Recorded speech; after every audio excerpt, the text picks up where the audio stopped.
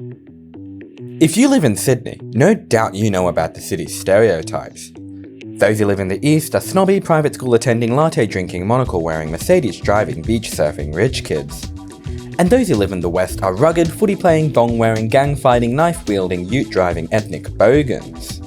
A city as large as Sydney will inevitably find itself at the hands of socioeconomic divide. It's common knowledge to locals that the east of Sydney is socioeconomically better off than the west. The interesting thing with Sydney is that this east-west divide can be mapped in a very unique way. There's a fast food outlet in Australia called Red Rooster in every state except Tasmania. But it's okay, Tasmania isn't really part of Australia.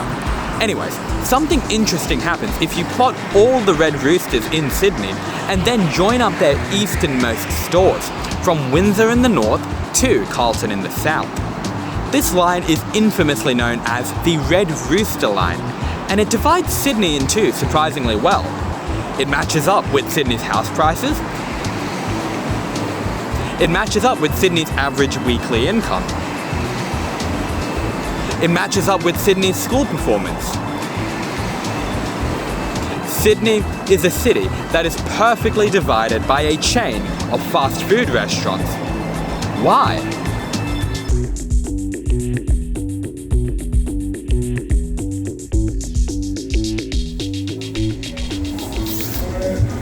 Before I continue, please do consider subscribing if you haven't already.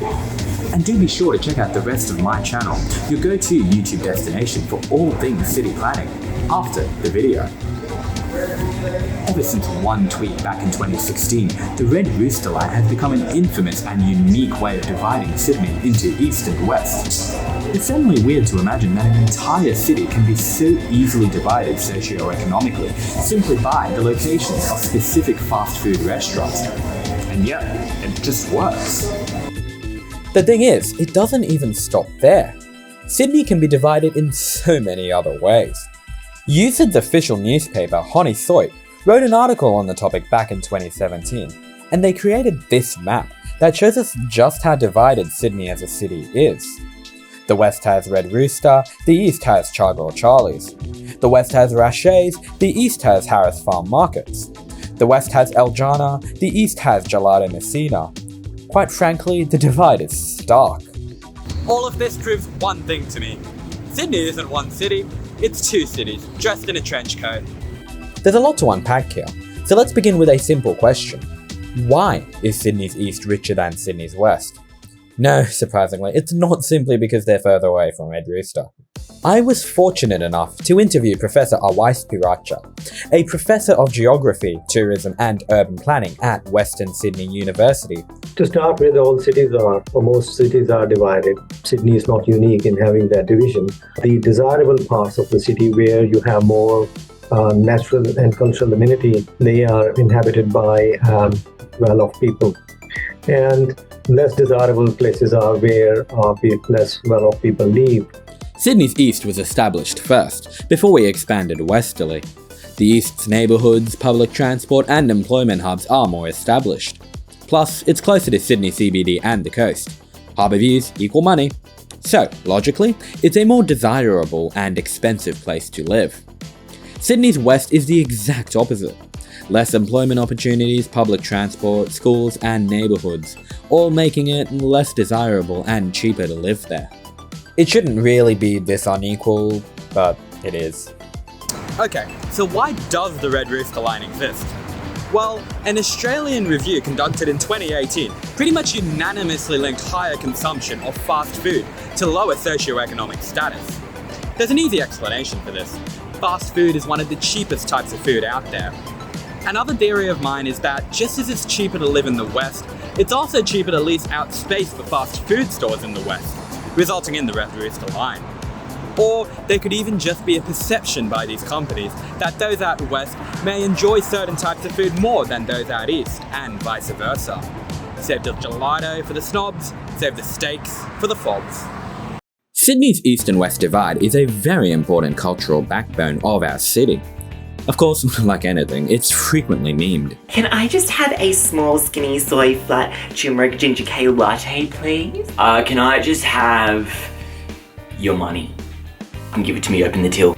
Most people in Sydney have never thought too much of the line in their day-to-day lives, but it's always been there, and it's always had real-world implications.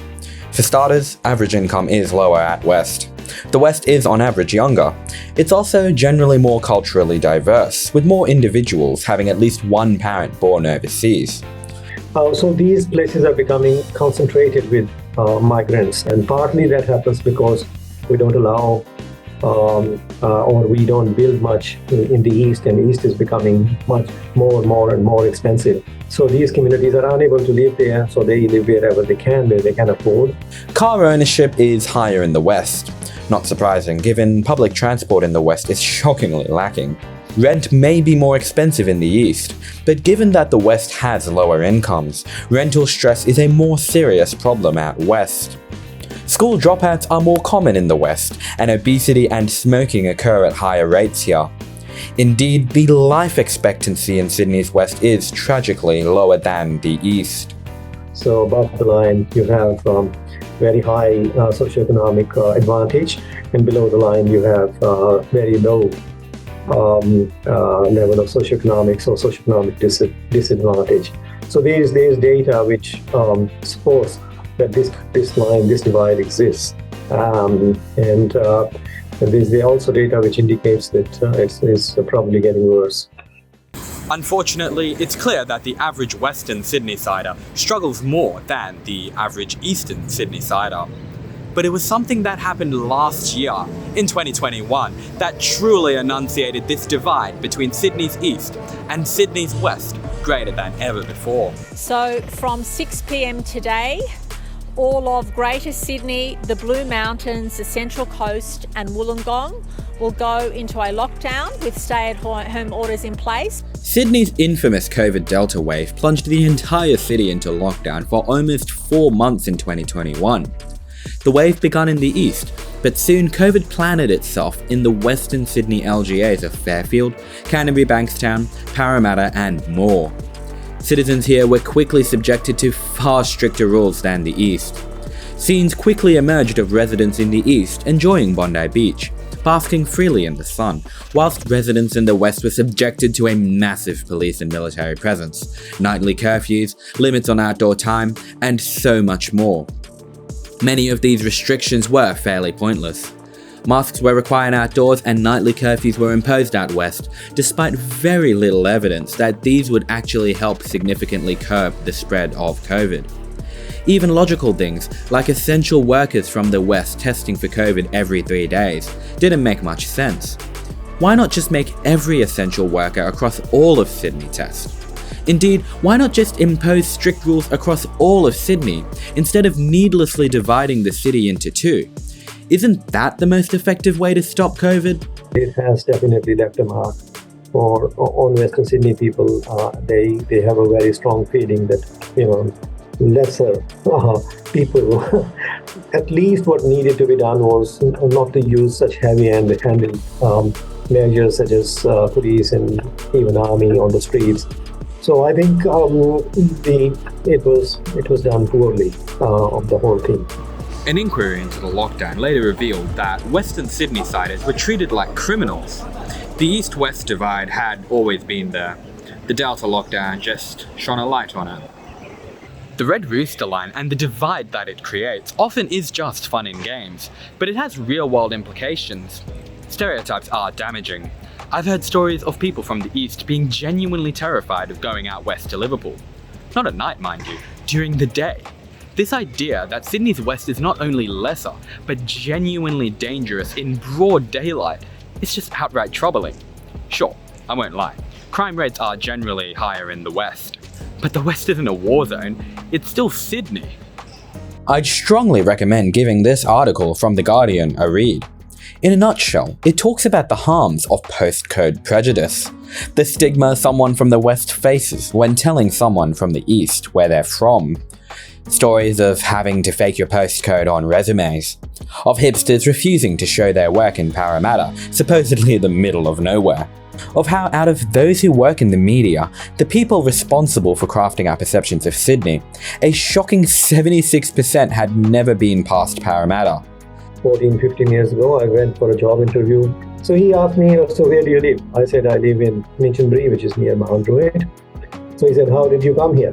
So I said, I parked my car at Mount Druitt station and came to this interview. So he said to me, oh gee, so when you go back, would your car still be there? So there is this reputation, but the stereotype, and this is quite often by the people who have probably never visited it. So never been to this place. I'm sure the person who interviewed me and asked me if my car would be there had not visited this place, probably never ever. So, and just only based his opinion on anecdote and, perceptions. I personally travel around a lot in Sydney, but all too often I hear stories of people who barely go out west, who stick to their own little pocket of Sydney. Look, I don't want to be unfair, I get it. If you don't work out west, there doesn't feel like there's that much of a reason to come out west. But that's the thing, there are more reasons than you know. The culture out west is rich, the food is incredible, the diversity is beautiful. Sydney's west isn't as far progressed as Sydney's east in many ways, sure, but it's catching up. And many of the preconceived notions that those in the east hold are not only untrue, but damaging to the growth of Western Sydney and to the progress of our city as a whole. So, how do we fix this? How do we dismantle the Red Rooster line, this imaginary line segregating our city once and for all? Well, as this article so beautifully put it, we need to establish and support clusters of activity away from the principal city centre.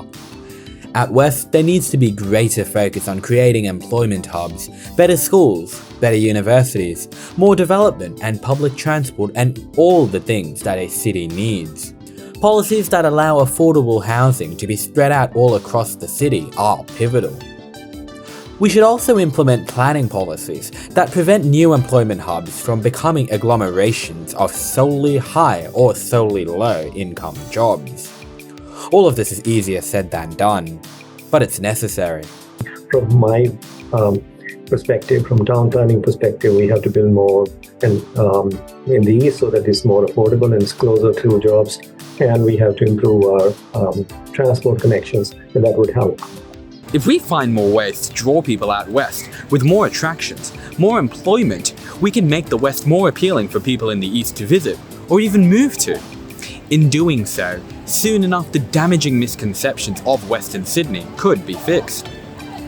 Steps are being made to help dismantle the divide.